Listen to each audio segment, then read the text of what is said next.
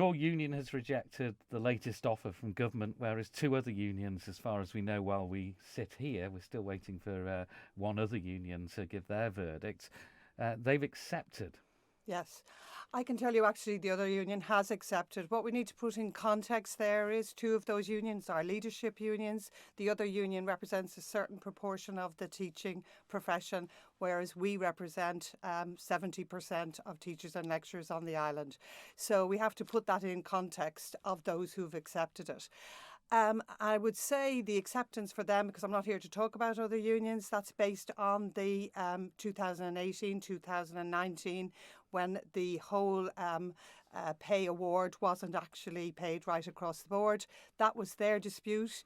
We supported that dispute, but our dispute is over long-term pay erosion, and it has always been about that. The NASUWT started in 2016 putting in pay awards to the DESE at the time, and that has been a long-standing issue for us, and that is still an issue. We don't see this. We see this as a once-off pay once-off offer, not a pay deal. What we want to see is a mechanism moving forward over 2 to 3 years that will take into account the Manx context and the living costs here. But won't the department and government see this as, well, 3 of the 4 have agreed now, let's divide and conquer?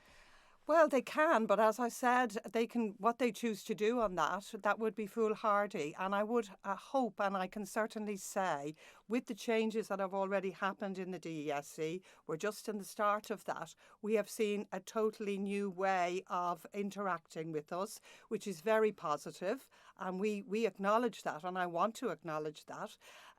However, we need to see things signed and sealed and delivered. Words are fine. However, we need to actually see the progress that our members need to see here, not just in relation to pay. In fact, the workload issues are really, really important as well. Over the period of our action short of strike action, what we've seen is our professional, dedicated members looking at what their job is and what's being required of them. And we are going to need a redefinition of that job requirement moving forward, because custom and practice has just added and added to the workload.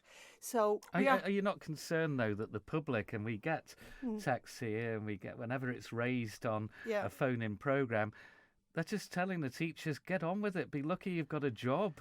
Well, the times we're in, why are you moaning? The perspective to that really is that what we have to think of is public servants and frontline workers in the pandemic and during the lockdown kept the Isle of Man running. Schools weren't closed, they were partially closed. You had remote learning and blended learning and facilitating vulnerable children all during that time. So that's simply not true. Actually, without public servants, the frontline workers running everything in the Isle of Man, businesses would not be able to actually operate. So I think we need to put things in context. And also what we have to look at is, what kind of education system do we want? Do we want an education system that gets the brightest and the best here? If we do, we need to invest in that. When we look at comparable jurisdictions, other islands, during this pandemic, they're actually investing millions more in their education system. So what we need really is a rethink on how we view education, if that's what we really want. If we want poor quality education, if we want non-specialist teachers teaching in secondary school, as we have now, or in UCM, where people are leaving and they are not being replaced, which is a university, so we want a third level institution here, we have to attract the people who can deliver that. How big an issue is retention and recruitment It's now? a huge issue. It's a huge issue, and it's beginning now to be recognised by the DESE with this new management. And also what it shows too is the cracks in the system. Do you really want, in secondary, which is maybe where you're going on to university, your child, or you're doing a degree course, do you want less than first class calibre professionals delivering that? That is really important. If we do, then we need to invest. And if we don't, the cracks in the system are just going to get worse.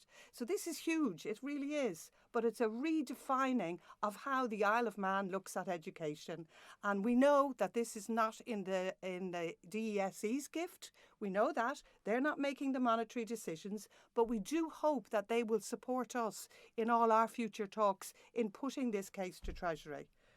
Unfortunately, Treasury making remarks such as teachers need to knuckle down does not help. It demoralises our professionals, and we need actually to make our professionals feel valued in our community and in our society.